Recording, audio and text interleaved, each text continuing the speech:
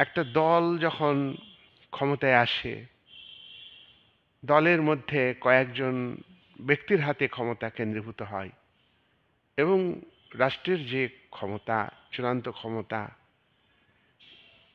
সেই ক্ষমতা একটা দলের, প্রথম একটা দল, তারপর মুষ্টিমেয় ব্যক্তি, দলের নেতা, তারপর মুষ্টিমেয় ব্যক্তির হাত থেকে ক্ষমতা কোনো একজন ব্যক্তির হাতে চলে যায়।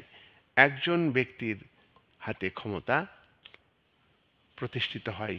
একজন ব্যক্তি রাষ্ট্রের চূড়ান্ত ক্ষমতাকে প্রয়োগ করে, জনগণকে শাসন করে। এটাই হচ্ছে একনায়কতন্ত্র। তোমরা দেখেছ যে হিটলার একনায়কতন্ত্র শাসন ব্যবস্থাকে